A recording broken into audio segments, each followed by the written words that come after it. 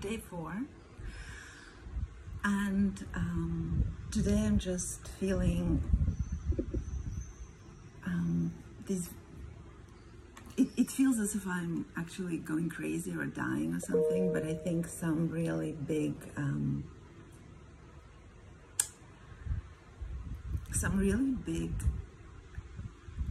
downloads or insights are coming and happening. And what I've been thinking a lot about energetics and how everything is energy, you know, and we hear this more and more.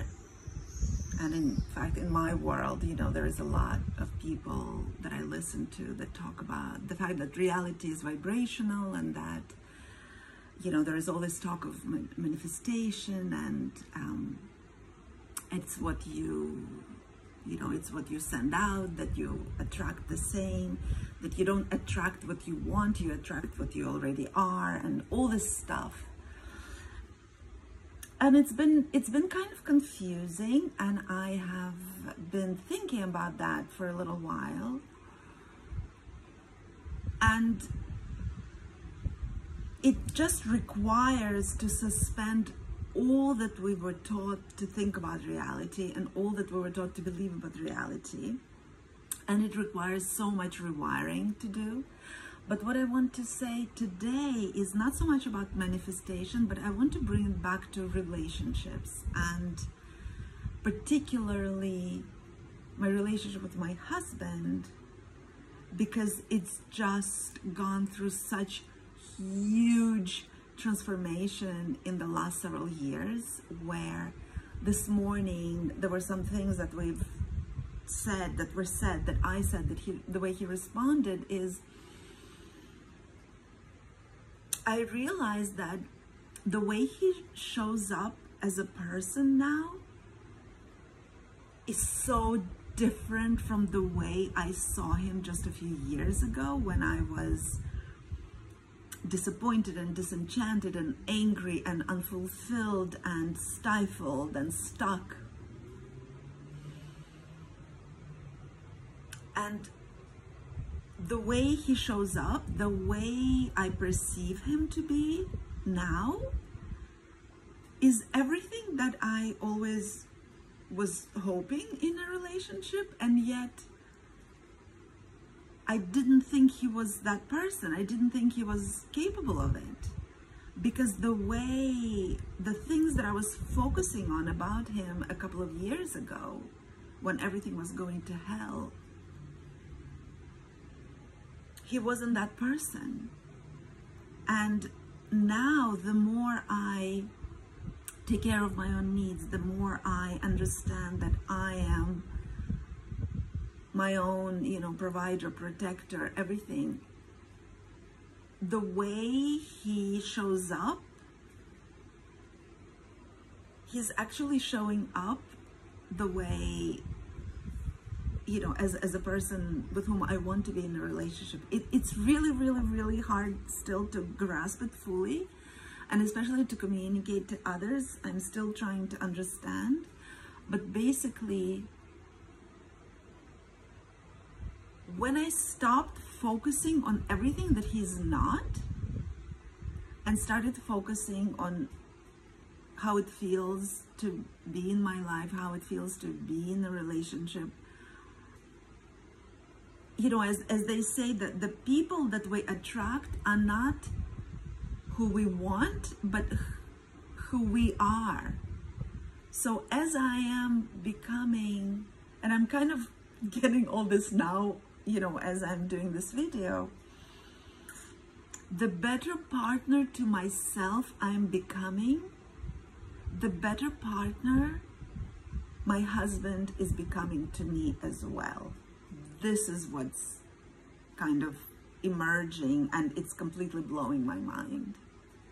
And the more I am in appreciation of who he is, the more I am in expression of that, you know, joy to be with him or gratitude for something that he's done, the more he is that person that I want to be grateful for.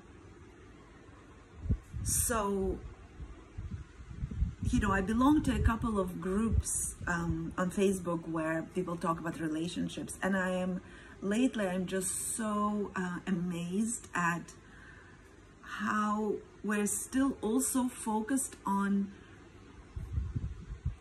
what he is supposed to do, what she is supposed to do, what they're not doing enough of, being completely confused how we should react to, they did this, how should I react? You know, we keep on asking some advice from outside to tell us how to behave in our life, in our relationship. And to me, it just seems such nonsense. It just seems so insane. And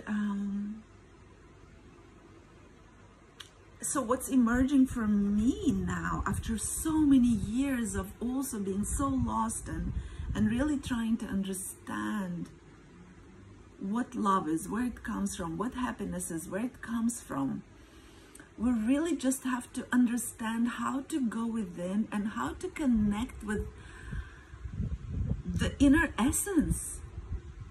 Nobody from outside can give us those keys. Nobody can tell us what to do. Nobody can tell us how to behave, whether to leave, whether to stay. It's just impossible. All we need to do is understand how to connect to who we are beyond conditioning. Reconnect to the body, understand its symbols and signals and the way it communicates to us. And mostly, I think really what I am realizing was most significant item to grasp, to understand in my voyage is deconditioning, but not on the mental state, somatically, from the body, to break out of the way it felt to be me as a child, break out from the way it felt to be judged by my parents or be told what to do or follow the rules of patriarchy or society at large or economic, you know, structures that if you don't work like that, or if you don't get a degree like that in terms of education, or if you don't behave by the rules, you won't get the piece of the pie. And this is how I lived all of my life. And I felt like if you don't do one of those, you know, steps to satisfy the expectations of this machine outside, then I'm not deserving to get the piece of the pie, to be happy, to get love, to get nourishment, to get money, to get ease of life.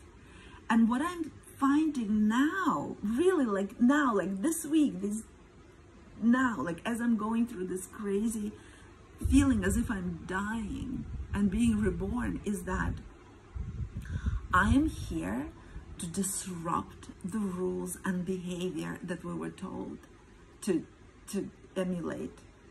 I am here to show that I have the right for peace and happiness and the piece of the pie and abundance, even though I didn't follow to the T the rules that were imposed on me. Even if I don't work like my mother wanted me to work, even if I don't behave the way society told me to behave as a woman my age, etc., etc., etc., that I don't have the right to want what I want as a woman in a marriage. The woman my age shouldn't even, you know, in my age, I should just be happy to be married. In my age, I should just be happy to have somebody who wants me, who didn't abandon me yet. Oh my God. Wow. And I'm breaking out of that. And you know what? I deserve all that I want. I deserve love and nourishment and people who want to be with me. Even though I'm 55 and I have graying hair and I'm not doing anything to cover my wrinkles, I have the right to be happy. I am deserving of everything that I desire. And by claiming these desires, my own husband, who felt so mean just a few years ago when I was in constant judgment of him, when I held him responsible for my happiness, he today is respectful and supportive and a beautiful partner, and it's just all blowing my mind.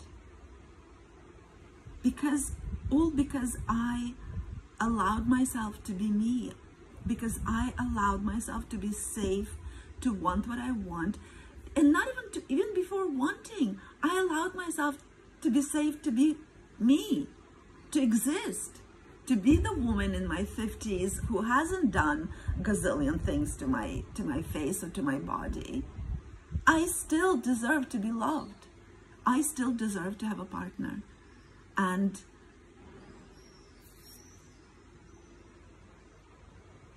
so do you.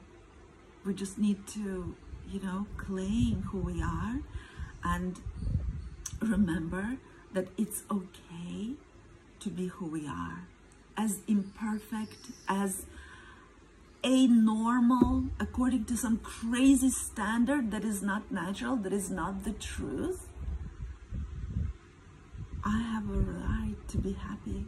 I have the right to want what I want. Wow, it's so insane. So this is what's coming out for me today, and I think this is major, actually. And it certainly has to do with just me breaking out of what I was taught to be and the way I was taught to think, and completely rewiring the way I relate to life and people in it.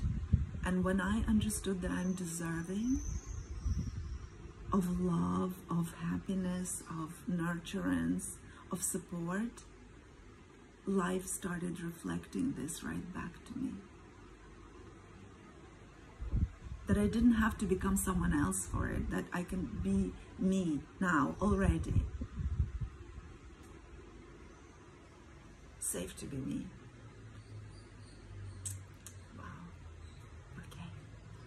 This is exciting. Thank you so much if you're watching, but for me it's just such a big thing to have expressed this. All right, see you tomorrow.